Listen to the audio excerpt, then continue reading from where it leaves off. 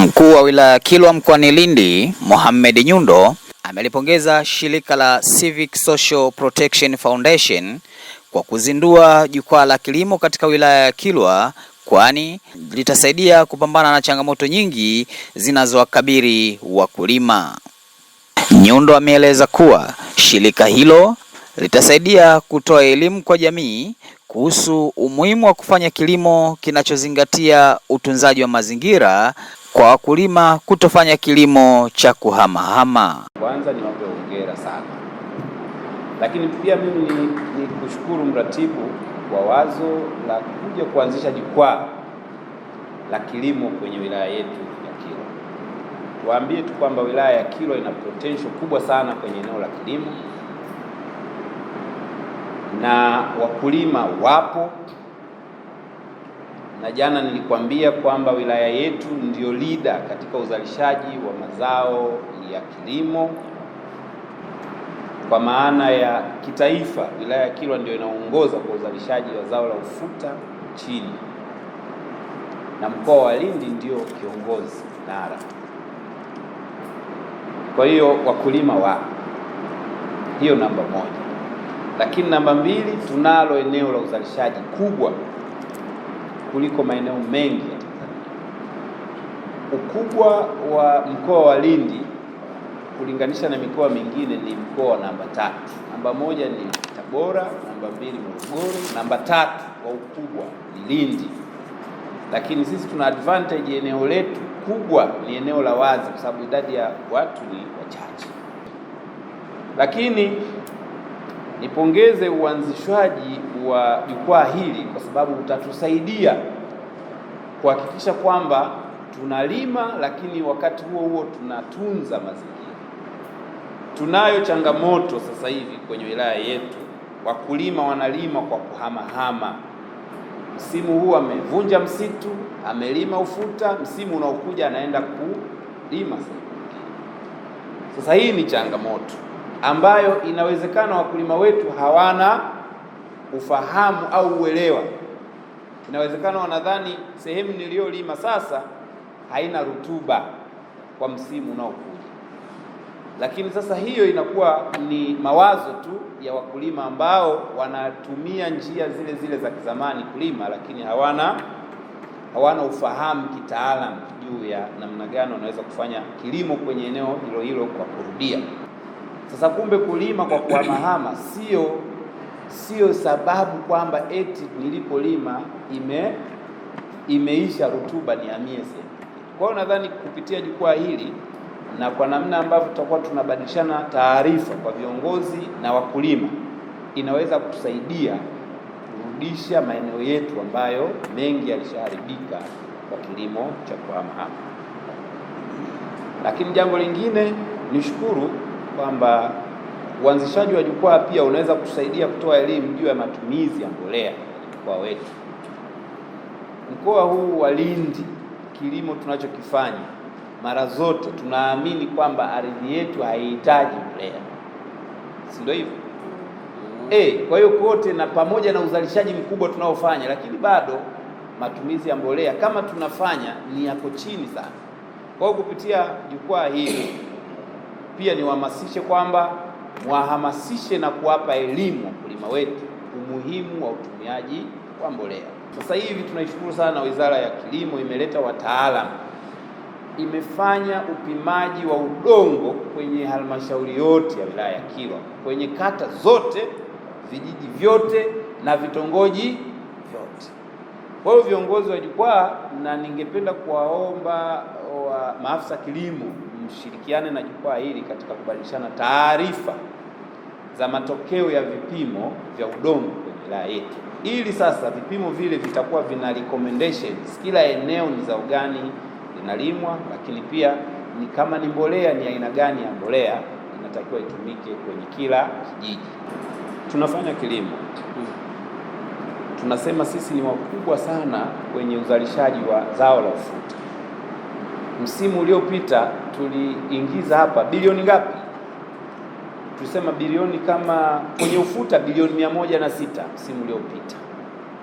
Korosho tuliingiza bilioni 23.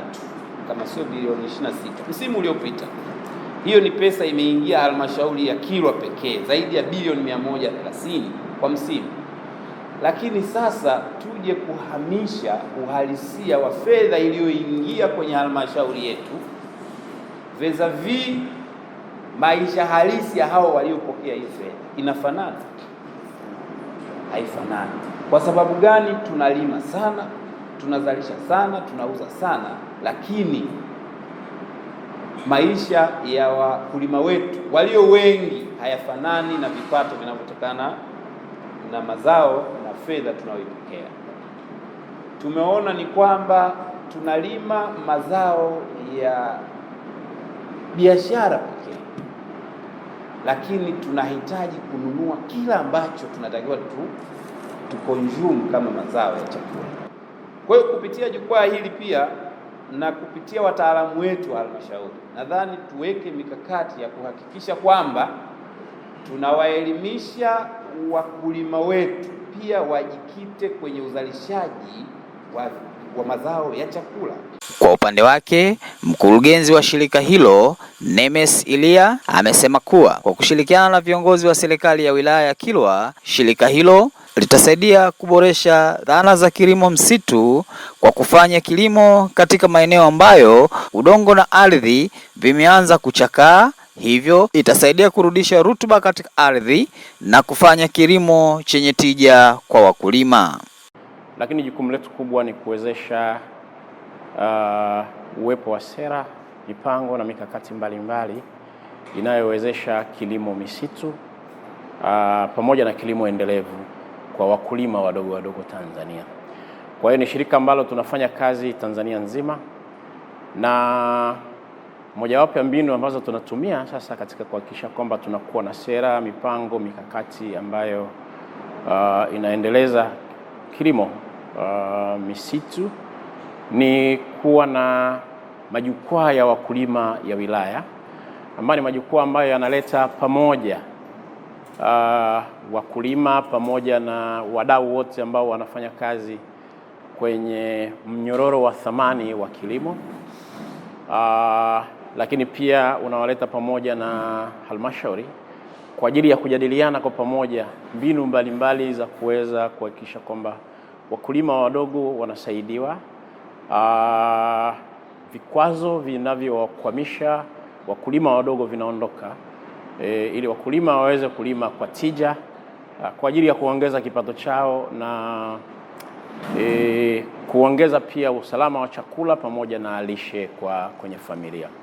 Kwa hiyo leo hii tuko Kilwa, wilaya ya Kilwa, kwa ajili